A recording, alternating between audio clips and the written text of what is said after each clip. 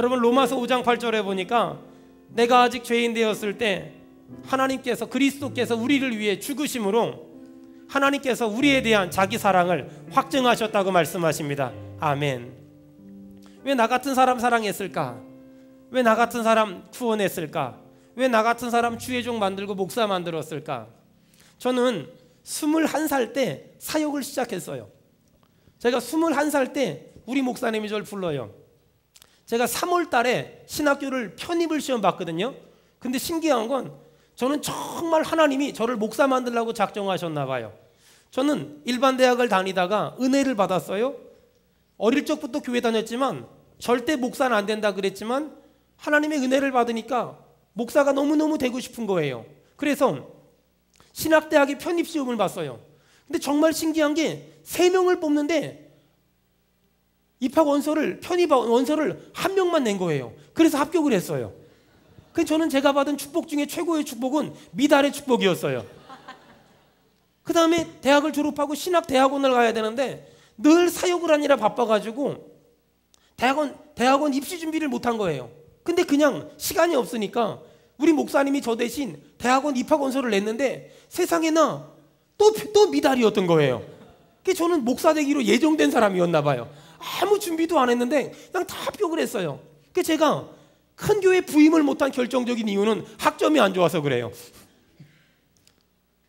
제가 21살 때 3월 달에 신학교 편입하기로 돼 있었는데 2월 달에 우리 목사님 불러요. 야 유서가 와봐라.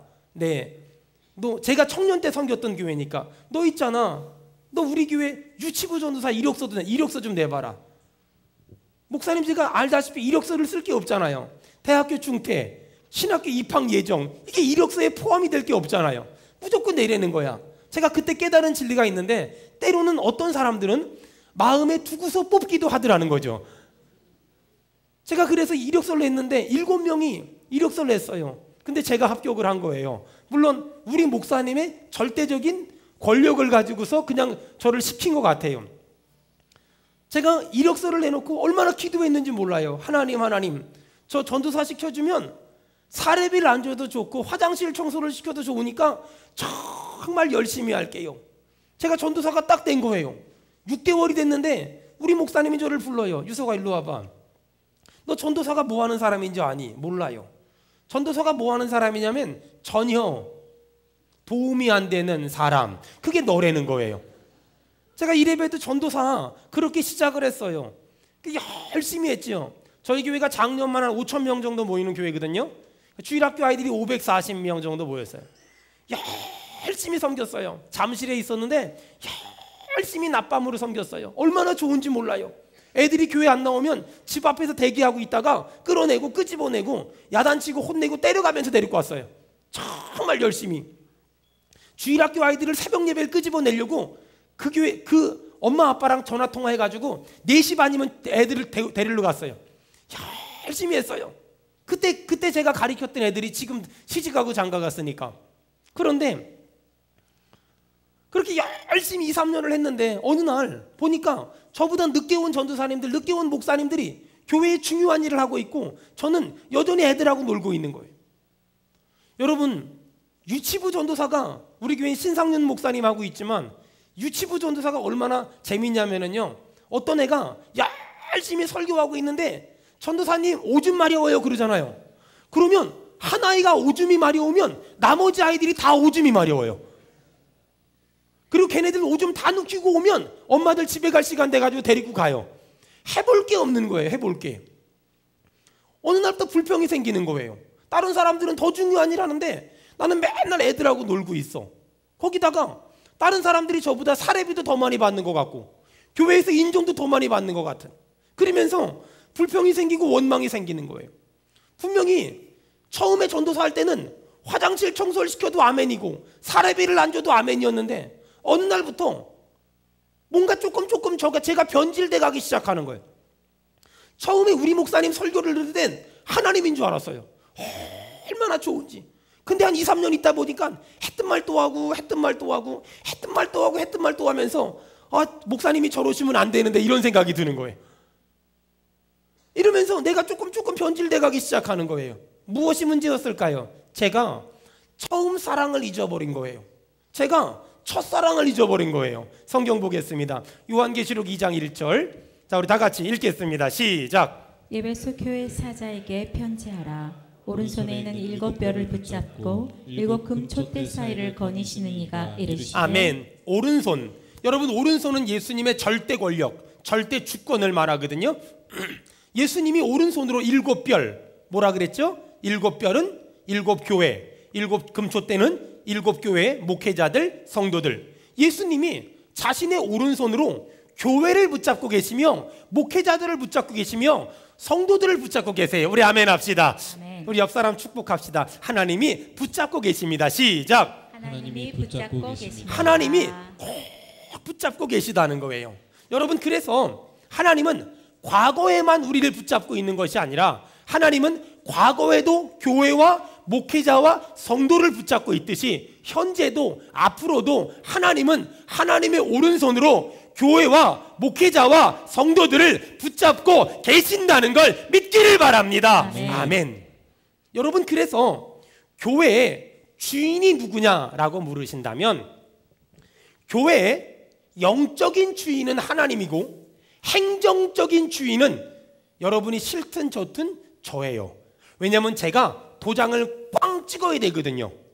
하지만 여러분, 와, 우리 목사님 좋겠다라고 생각할지 모르지만 한번 나중에 기회가 된다면 해보신다면 썩 좋지는 않다는 거. 영적인 주인은 하나님이시고 행정적인 주인은 목사고 실제적인 주인은 성도들이에요.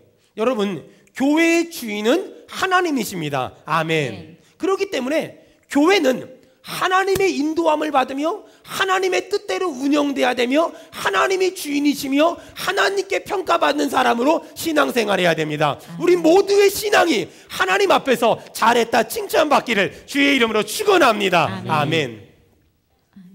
저는 작년에만 안 했고요. 근한 10년 이상을 청소년 수련회를 인도했어요. 청소년 수련회를 열심히 인도해서 몇 년 전에는 목 수술까지 했어요.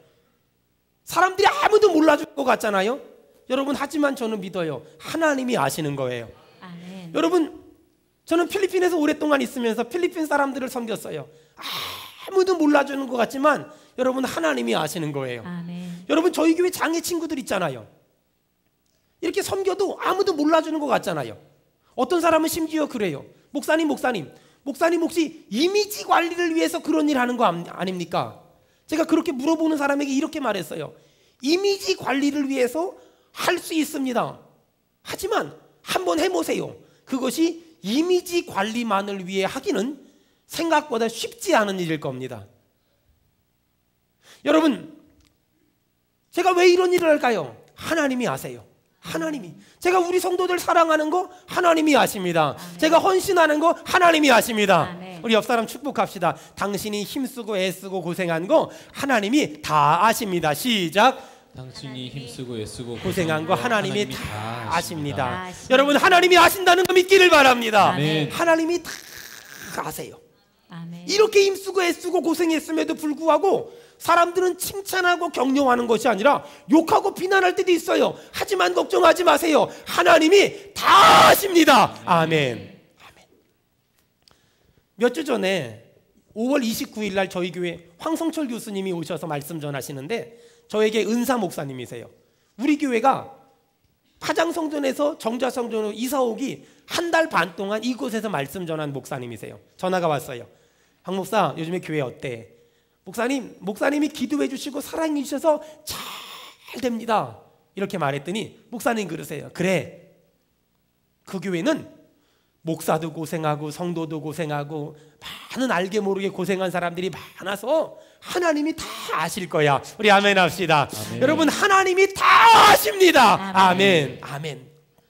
정말 신기한 건요, 하나님이 아실 뿐만 아니라 하나님이 갚아주실 줄로 믿습니다. 아멘. 제가 아이들 붙잡고 씨름하고 학생들 붙잡고 씨름하고 우리 장애 친구들 붙잡고 씨름하고 필리핀 사람들 붙잡고 씨름한 거 하나님이 아실 뿐만이 아니라 하나님이 갚아주셔서 이렇게 좋은 교회 주셨고 이렇게 좋은 성도들 주신 거예요. 아멘. 그래서 여러분이 우리 교회에 온 건 여러분이 선택한 게 아니라 제가 심은 걸 하나님이 거두게 하신 열매예요. 아멘. 여러분 그렇게 생각해야 돼요. 내 열매니까 함부로 하지 말아요. 전 이렇게 성경을 묵상하다가 깜짝깜짝 놀랄 때가 있어요. 여러분 봐봐요. 아버지 야곱이 아들 요셉을 17년을 데리고 살았어요. 그렇죠? 그리고 17살 때 형제들의 시기 질투 때문에 애굽으로 팔려갔단 말이에요. 그리고서 아들 요셉이 아버지 야곱을 130살에 만났어요. 근데 아버지 야곱이 아들 요셉의 효도를 몇 살까지 받은 줄 아세요? 147세까지 받았어요. 신기하지요? 아버지가 아들 17년 키워놨더니 아들의 효도를 17년 받아요. 여러분 하나님이 아시고 하나님이 갚아주시는 거예요. 아멘. 이런 건 얼마든지 있어요. 제가 섬겼던 교회 장로님이 참 성실하신 분이세요. 사회적으로 그렇게 대단하신 분은 아니세요. 근데 이분이 교회에 건축을 하는데 헌금을 하고 싶은데 돈이 없는 거예요. 기도하다가 새벽 예배 끝나고 한나절을 돌아다니면서 파지, 헌옷 주워 가지고 500만 원을 헌금했어요.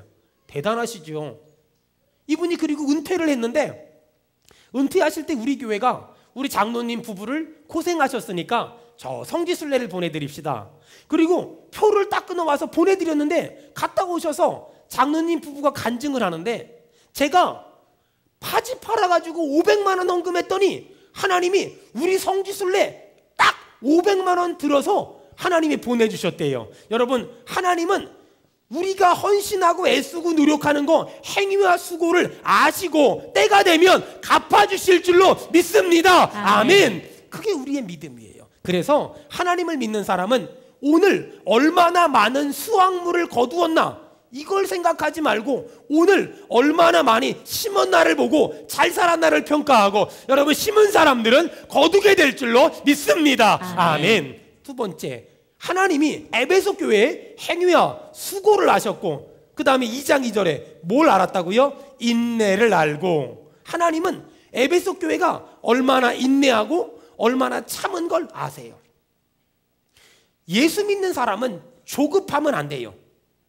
예수 믿는 사람은 절대 조급하면 안 돼요.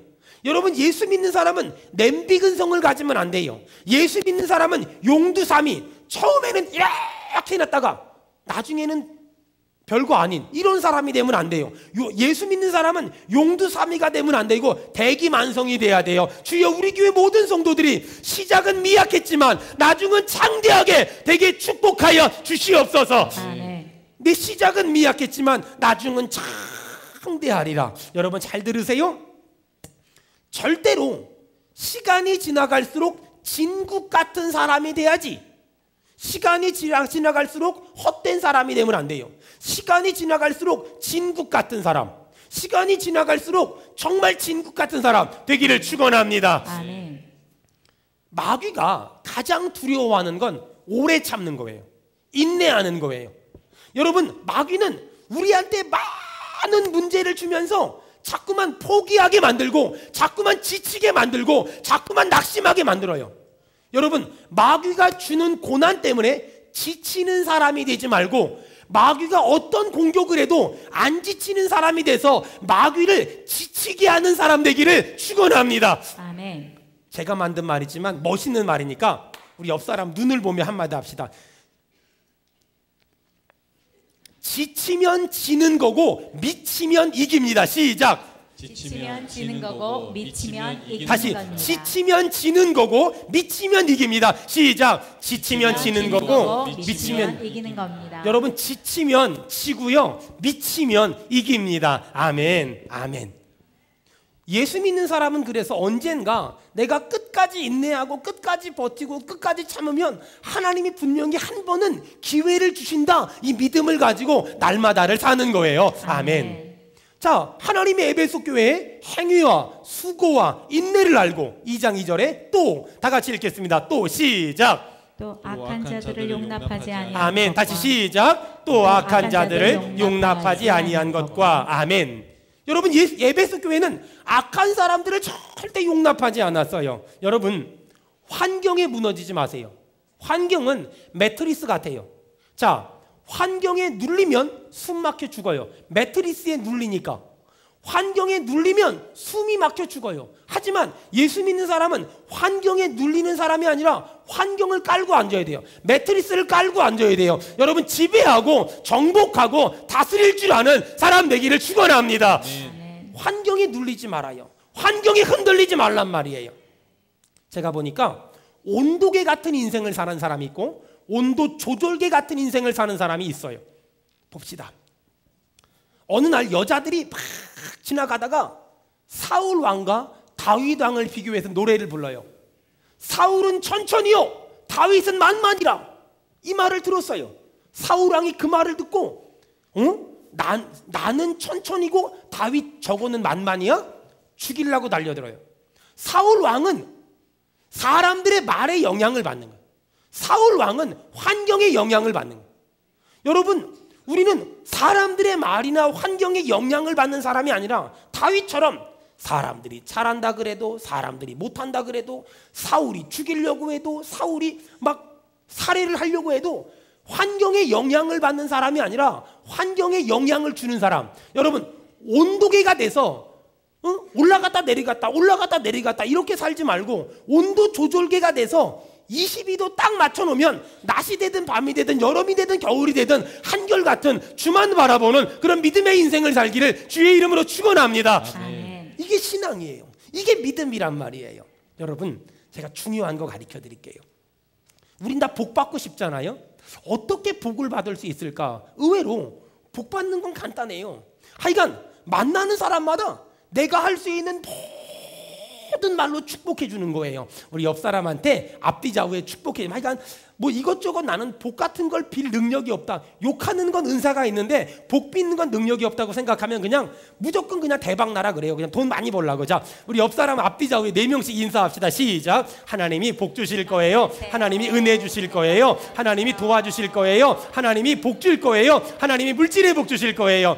여러분, 우리가 빈 복이 그대로 임하기를 축원합니다. 아멘. 여러분, 제가 정말 실질적으로 있었던 어떤 목사님인데 그 목사님이 개척교회를 했어요.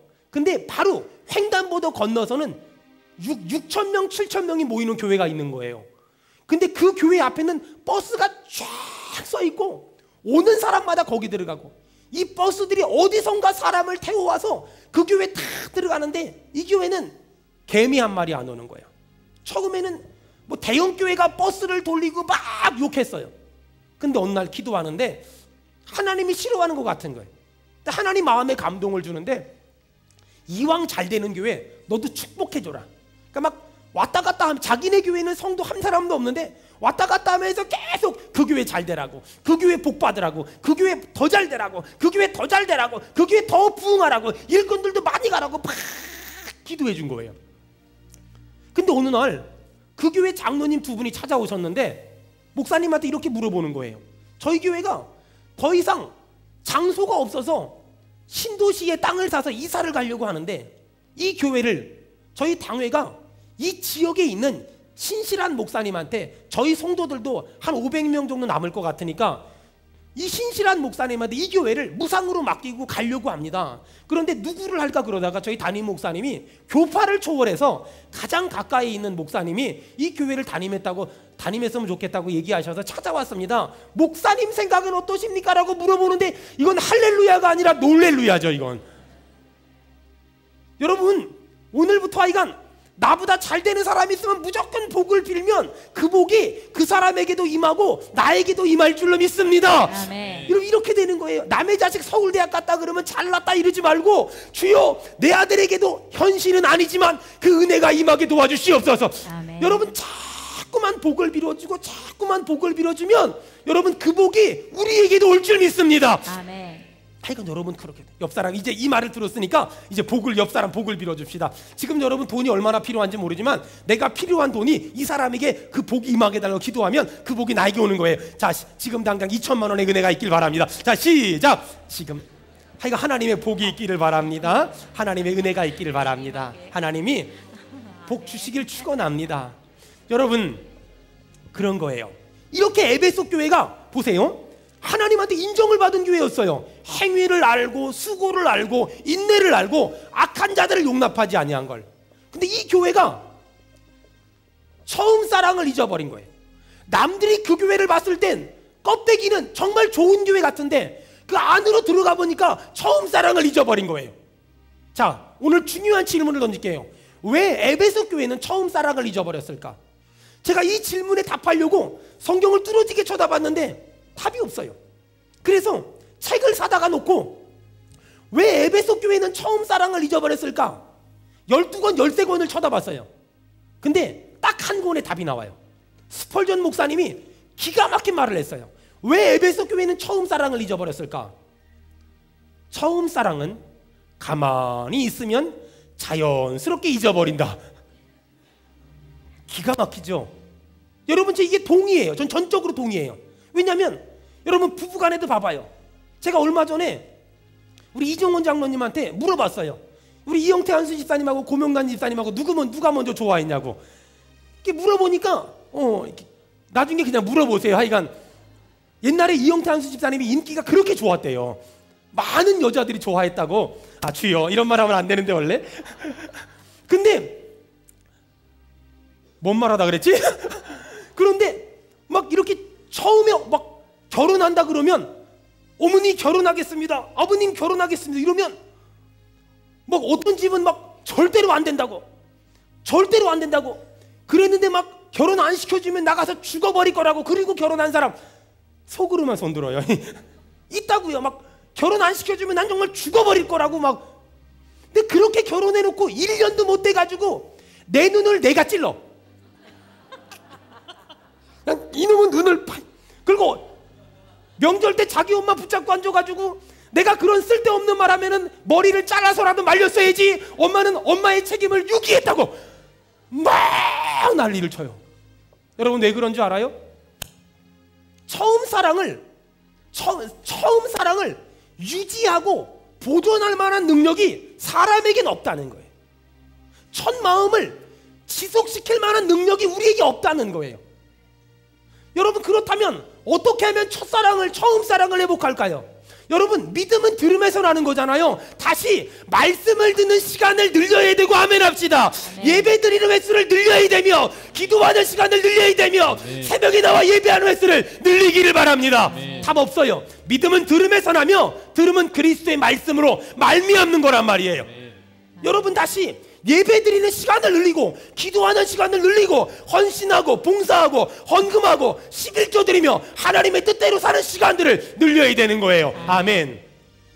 자, 두 번째, 에베소 교회가 왜 첫사랑이 식었을까? 첫 번째는 가만히 있으니까.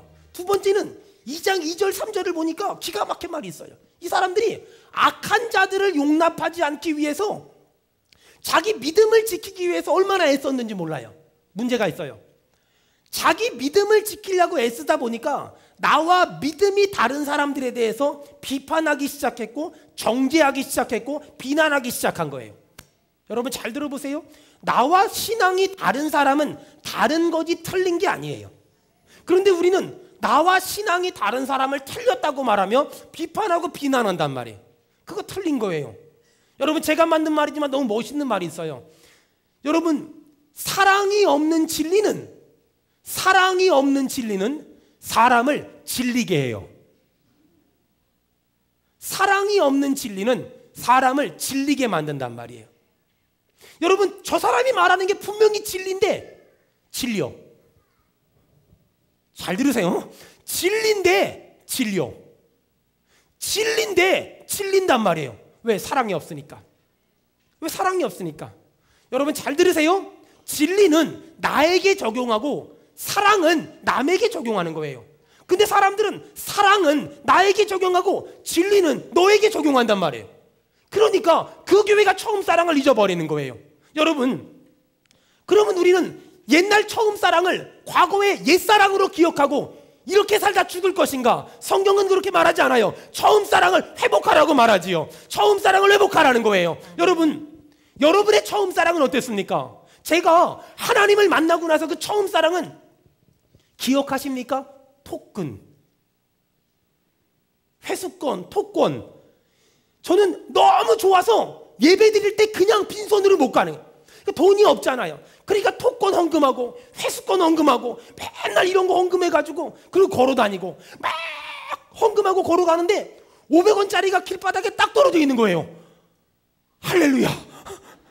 그리고 그 500원 가지고 또 배고플 때니까, 가난하고 배고플 때니까 막 지나가는데, 제가 집이 흑석동이었거든요. 노량진 학원가 앞에 딱 지나가는데 그 포장마차에서 오뎅하는 아줌마가 막 계세요. 그럼 막 가서 아줌마 500원어치만 주세요. 그러면 그 아줌마가 500원어치만 주는 게 아니라 어차피 버릴 거니까 다 먹으라는 거야. 할렐루야. 하나님이 응답하셨습니다. 하나님이 살아계십니다. 할렐루야. 뭐 이러고 삽니다.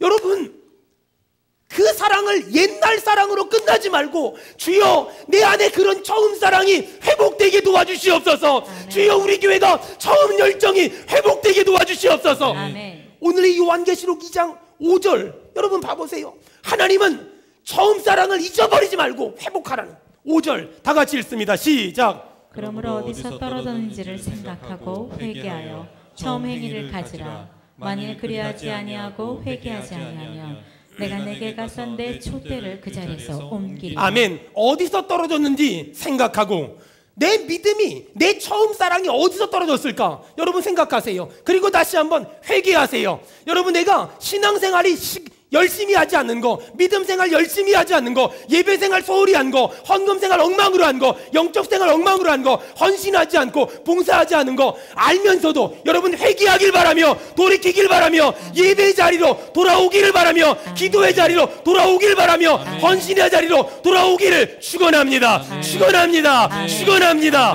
하나님은 돌아오라는 거예요. 오늘 돌아오라는 거예요. 아멘. 여러분, 저는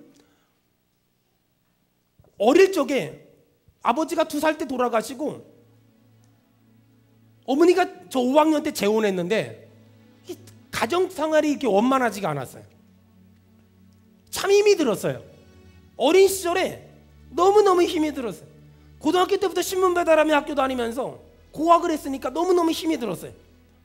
죽을 만큼 힘이 들었고, 제 마음에 고등학교를 서울로 가서 제 마음에 다짐한 게 있어요. 영어 공부를 열심히 하고 일본어 공부를 열심히 해서 나는 외국 가 살 거야. 한국에 안 살 거야. 그런 마음이 있었어요. 정말 열심히 했어요. 영어 공부를 정말 열심히 해서 또 일본어 공부를 열심히 해서 벌써 오래 시간이 지났음에도 불구하고 일본어도 아직은 이렇게 조금 볼 줄 알고 들을 줄 알고 읽을 줄 알고 그 정도는 돼요. 이 한국이란 땅이 전 그렇게 썩 좋지가 않았어요. 어쨌든 언어 공부를 한 덕분에 필리핀에 선교사로 나가게 됐고 또 필리핀에 살게 됐어요. 저는 그 땅이 내 땅인 줄 알았어요. 그 땅에서 천년만년 살 거라고 생각했어요. 열심히 했어요. 근데 어느 날 몸이 아파가지고 내가 오고 싶어 온 게 아니라 그냥 하나님이 몸이 아파가지고 강제로 끌고 와서 한국에 데려다 놓고, 그리고 유학을 가려다가 하나님이 제 마음 가운데 개척에 대한 비전을 주셔서 개척을 해서 만들어진 게 수원은혜교회예요. 교회를 개척해야 되겠다는 생각을 가지고 하나님께 기도하는 가운데, 하나님 내가 어떤 교회를 하면 좋을까요? 이 땅에 이렇게 교회가 많은데 내가 어떤 교회를 하면 좋을까요? 여러분, 제가 외국 다닐 때는, 선교사 할 때는 공항이 인천이었고 김포공항만 있었거든요. 김포공항에 비행기가 딱 내리면 그 주변에 중동, 인천 이쪽에 정말 무슨 무덤 같아요. 얼마나 뻘긋한지. 교회가 저렇게 많은데 하나님 내가 또 하나의 교회를 해야 되겠습니까? 그런 거 정말 하기 싫습니다. 그때 하나님이 제 마음에 준 마음이 많고 많은 교회 중에 또 하나의 교회가 아니라 하나님이 기뻐하는 바로 그 교회, 많고 많은 교회 중에 또 하나의 교회가 아니라 하나님이 기뻐하는 바로 그 교회를 했으면 좋겠다라는 비전을 줬어요. 근데 사실 그 말은 알지만, 그러면 많고 많은 교회가 아니라 하나님이 기뻐하는 바로 그 교회, 그게 뭡니까? 우여곡절 끝에 수원시 장안구 주원동에다 교회를 지하에다 개척을 했어요. 그리고 두 번째 성도가 우리 전희숙 집사님, 세 번째 성도가 우리 임진영 집사님, 우리 장애 친구들을 바라보게 됐어요. 그러면서 많고 많은 교회가 저희를 못하는데, 여러분 대형 교회들은 장애 아이들을 위한 장애인 부서를 만들잖아요. 근데 제 머릿속에는 아무리 성경을 들여다봐도 장애인들만 모아놓고 예배드리는 교회가 성경에는 없는 거예요. 그리고 작은 교회들은 장애 친구들을 돌볼 여력이 없잖아요. 그러니까 대형 교회도 안 되고 작은 교회도 안 돼요. 하나님이 기뻐하는 교회가 뭘까? 부자나 가난한 자나 같이 예배드려야죠. 잘난 자나 못난 자나 배운 자나 못 배운 자나 같이 예배드려야 될 거 아니에요. 장애가 있거나 없거나 같이 예배드려야 될 거 아니에요. 장애가 있어도 세례받을 수 있어야 되고 장애가 있어도 집사될 수 있어야 될 거 아니에요. 하나님 그런 교회 만들고 싶어요. 우리 아이들 장애 친구들을 바라다 보면서 우리 장애 아이들이 다니기 편한 교회 꿈을 꿨어요. 그게 하나님이 기뻐하는 바로 그 교회라는 생각을 했어요. 그럼 제 스스로가 물어봤어요. 그럼 나는 장애인 사역을 할 건가? 아니에요. 여러분, 저는 장애인 사역을 안 하기 위해서 중간에 특수교육이나 사회복지를 좀 전공을 하려고 하다가 다 포기했어요. 저는 전형적인 목회만 해야 되겠다. 나는 정말 목회만 해야 되겠다. 장애는 우리 교회가 해야 될 일이 아니라 장애인 사역을 하는 교회가 우리 교회가 아니에요. 우리 교회는 장애인도 비장애인도 배운 사람도 못 배운 사람도 가난한 사람도 부자도 이 교회 안에 들어오면 하나님의 은혜를 경험할 수 있는 주여 그런 교회가 되게 도와주시옵소서. 아멘. 이게 제가 생각하는 교회예요. 여러분, 교회는 장애인들이 다니기 편한 교회, 거기서 끝나면 안 돼요. 장애를 가진 사람이 다니기 편한 교회에서 한 걸음 더 나아가서 장애인이 다니기 편한 교회라면 비장애인은 다니기 더 편한 교회가 되는 거예요. 여러분, 이 논리를 기억하셔야 돼요. 우리 교회가 어떤 교회냐고 물으신다면 장애를 가진 사람이 다니기 좋은 교회, 거기서 끝나면 안 돼요. 장애가 없는 사람이 다니기 더 좋은 교회, 주여 우리 교회가 이런 교회 되게 도와주시옵소서. 아멘. 이게 어떤 논리일까요? 여러분, 운전하고 다니잖아요. 차가 스틱차가 있고 오토차가 있어요. 스틱차는 우리 옛날에 다 운전했지만 요즘엔 거의 오토차잖아요. 여러분, 근데 오토차는 원래 장애인을 위한 차예요. 그런데 장애인들이 편하니까 비장애인들이 더 편해서 오토차 운전하고 다니잖아요. 이런 논리하고 똑같은 거예요. 여러분, 우리 교회는 장애를 가진 사람이 편하게 들어올 수 있는 교회, 편하게 예배할 수 있는 교회, 편하게 신앙생활 할 수 있는 교회, 거기서 끝나면 안 돼요. 우리 교회는 장애인 사역을 하는 교회가 아니에요. 우리 교회는 장애인을 위한 교회가 아니에요. 우리 교회는 그냥 너무 정상적인 교회예요. 어찌 보면 장애를 가진 사람이 다닐 수 없는 교회라면 그 교회가 장애인 교회예요. 장애를 가진 사람이 예배할 수 없는 교회라면 그 교회가 장애를 가진 교회예요. 여러분, 오늘 우리 교회에 대한 정체성을 정립합시다. 장애인이 다닐 수 있는 교회, 그래서 장애가 없는 사람은 다니기에 더 좋은 교회, 우리 교회 되기를 축원합니다. 아멘. 그것이 우리 교회가 꿈꾸는 교회고, 그것이 제가 소망하는 교회예요.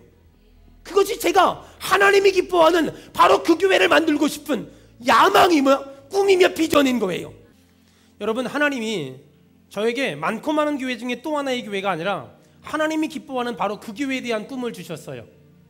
그 교회는 초대형 교회를 만들고 메가처치, 소위 대형 교회를 만드는 것이 아니라 하나님이 내게 맡긴 우리 아이들, 하나님이 내게 맡긴 이 연약한 아이들, 장애를 가진 이 아이들을 어떻게든 이 세상에서 살게끔 만들어주고 싶다.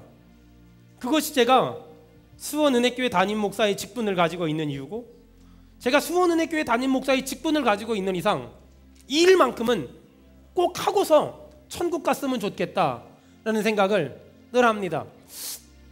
어느 중학교 선생님이 아이들에게 글짓기 숙제를 내줬어요. 세상에 다시 태어난다면. 그런데 그 반에 뇌성마비 아이가 하나 있거든요. 보통 그런 장애를 가지고 있으면 그런 글짓기에 이렇게 쓰잖아요. 다시 태어난다면 몸이 불편하지 않은 비장애인으로 태어나면 좋겠다, 뭐 이런 글을 보통 쓰잖아요. 근데 이 아이가 이런 글을 쓴 거예요. 내가 다시 태어난다면,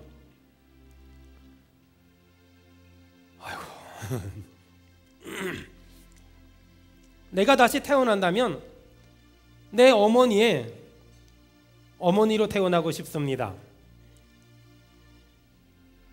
그래서 이 생에서 어머니에게 내가 받은 모든 은혜와 고마움을 어머니의 어머니가 되어서 무조건 보답하면서 살고 싶습니다.